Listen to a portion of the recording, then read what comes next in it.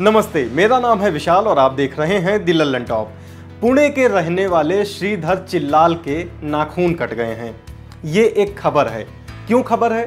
क्योंकि श्रीधर चिल्लाल ने पिछले 66 साल में एक बार भी अपने बाएं हाथ के नाखून नहीं काटे। इनके नाम दुनिया में सबसे लंबे नाखून रखने का वर्ल्ड रिकॉर्ड है। अब श्रीधर की उम्र 80 साल हो चुकी है। वो 1938 में पैदा हुए थे और अपने बाएं हाथ के नाखून उन्होंने आखिरी बार साल 1952 में काटे थे, आज़ादी के 5 साल बाद। इसके बाद से उनके नाखून बढ़ते ही जा रहे थे। इससे उन्हें कई तरह की दिक्कतें भी हो रही थी, लेकिन दिक्कतों से बेफिक्र वो लगातार अपने नाखून बढ़ाते जा रहे थे। 2016 में श्रीधर का नाम Guinness book of world records में दर्ज हुआ था।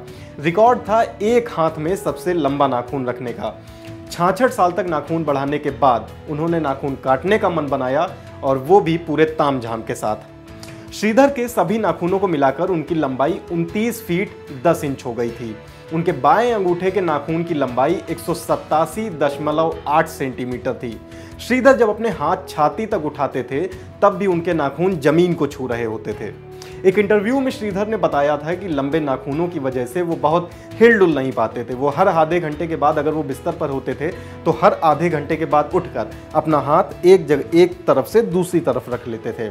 नाखून के बोझ की वजह से वो बाएं हाथ से कोई भी काम नहीं कर पाते थे। सबसे बड़ा नुकसान ये हुआ कि नाखूनों के चक्कर में श्रीधर की बाएं कान से सुनने की क्षमता खत्म हो गई, और इतने दिनों तक पाले पोसे गए इन नाखूनों की कटाई का कार्यक्रम किसी ऐसी वैसी जगह पर नहीं हुआ। ऐसा भी नहीं था कि इतने सालों की मेहनत है तो उसको ऐसे ही गंवा देते। अमेरिका के टाइम स्क्वायर पर एक म्यूजियम है। रिप्ली के इस म्यूजियम का नाम है बिलीव इट और नॉट, मानो या ना मानो।